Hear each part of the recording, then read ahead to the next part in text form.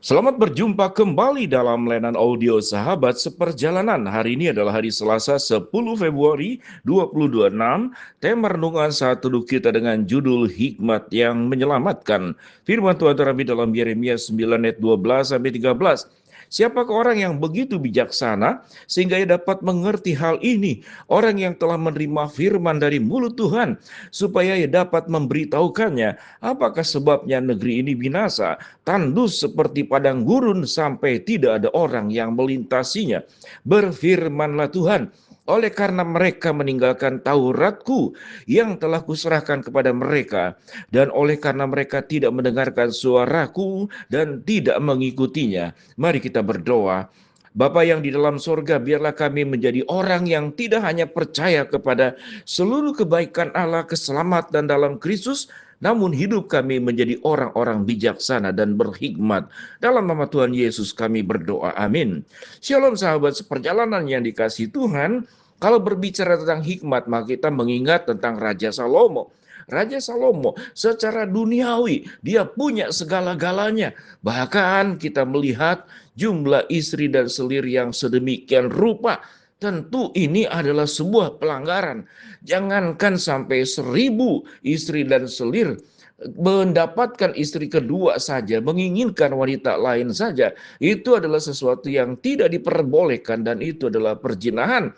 Mungkin ada orang mengatakan bahwa Salomo budaya pada waktu itu sudah terbiasa. Namun firman Tuhan itu tidak diikat oleh budaya. Firman Tuhan tidak tunduk kepada budaya.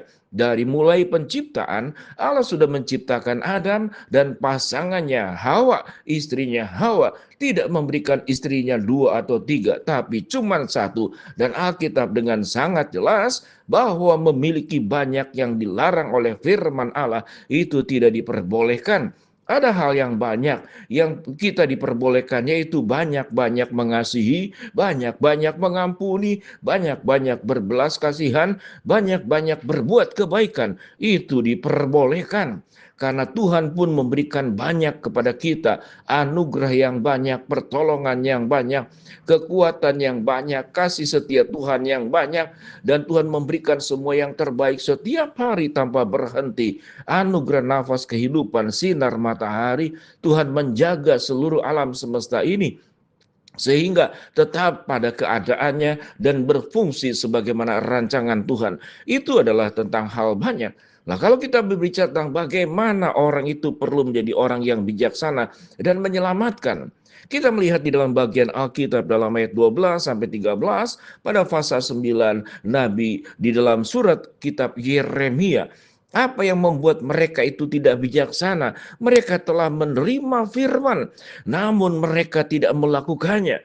Mereka sudah mendapatkan Taurat Tuhan, namun mereka meninggalkannya. Mereka tidak mendengarkan suaraku dan tidak mengikuti suaraku. Ini adalah tindakan perlawanan kepada Allah yang dilakukan oleh bangsa Israel dan juga dilakukan oleh kita.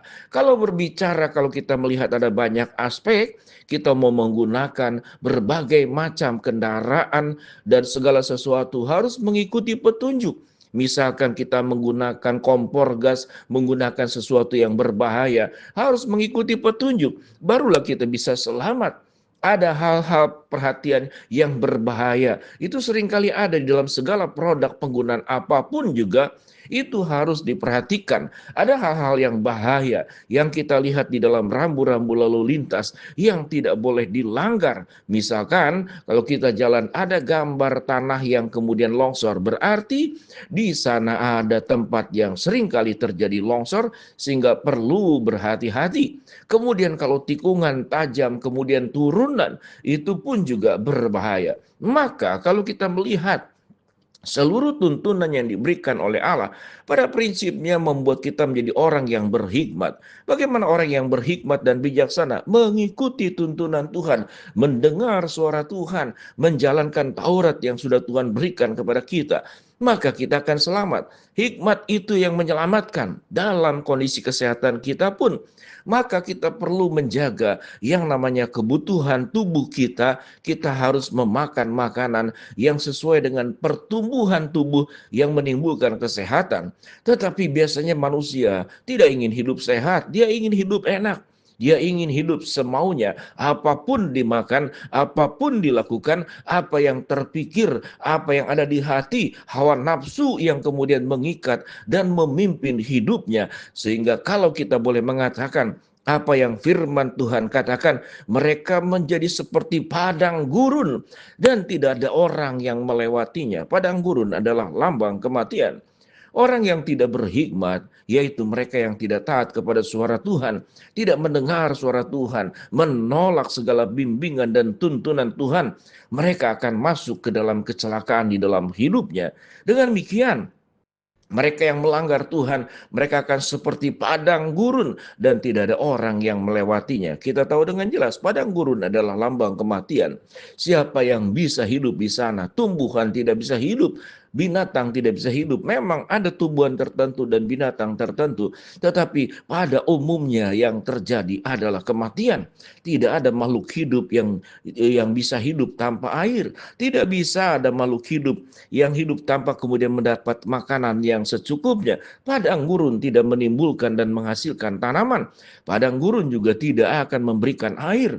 Memang di bagian tertentu ada, tapi itu mungkin padang gurun yang masih belum sepenuhnya padang gurun. Dengan demikian sahabat seperjalanan, siapa itu orang berhikmat? Orang berhikmat adalah mereka yang mendengar suara Allah. Ayat 12 dan 13 adalah contoh orang Israel yang tidak berhikmat. Siapakah orang yang begitu bijaksana sehingga ia dapat mengerti hal ini? Orang yang telah menerima firman dari mulut Tuhan supaya dapat memberitahukannya. Apakah sebabnya negeri ini binasa, tandus seperti padang gurun sampai tidak ada orang yang melintasinya? Berfirmanlah Tuhan, oleh sebab mereka meninggalkan Tauratku yang telah kuserahkan kepada mereka, dan oleh karena mereka tidak mendengarkan suaraku dan tidak mengikutinya, sehingga mereka binasa tandus seperti padang gurun. Sampai titik ini sahabat seperjalanan, orang yang berhikmat adalah tentunya dia mendengar suara Tuhan, melakukan apa yang menjadi pimpinan Tuhan, bisa membedakan dengan sangat jelas, sangat kemudian terbuka mana yang boleh dan tidak boleh, mana yang harus dilakukan dan harus dihindari, mana yang sesungguhnya suara Tuhan dan mana yang sesungguhnya suara hawa nafsu kita sendiri, mana yang sesungguhnya rencana Allah yang kita harus jalani, atau rencana kita yang berseberangan dengan rencana Tuhan. Rencana-rencana manusia biasanya kalau tanpa pimpinan Tuhan, maka rencananya adalah rencana di dalam hawa nafsu, rencana hanya mementingkan diri sendiri, dan rencana tidak memikirkan kebaikan buat orang lain, hanya buat diri sendiri. Dengan demikian sahabat seperjalanan, kita tidak cukup hanya menerima Yesus sebagai juru selamat yang memberikan hidup kekal kepada kita, namun kehidupan kita membutuhkan hikmat dari Allah, yaitu ketaatan kita sepenuhnya kepada perintah Tuhan yang akan menyelamatkan hidup kita, sehingga hidup kita tidak binasa, hidup kita tidak seperti padang gurun yang firman Tuhan katakan, sampai tidak ada orang yang melintasinya. Mari kita berdoa. Bapa dalam surga, biarlah kami menjadi orang yang hidup kami berhikmat dengan taat dan mendengar suara Tuhan. Hamba-Mu berdoa buat sahabat seperjalanan yang sakit, Tuhan jamah sembuhkan. Sahabat seperjalanan yang sedang menghadapi masalah, Tuhan bukakan jalan. Yang sedang berdoa mengharapkan sesuatu, Tuhan kabulkan sesuai dengan waktu rencana Tuhan yang terbaik. Di dalam nama Tuhan Yesus kami berdoa. Amin. Shalom. Tuhan memberkati kita semua.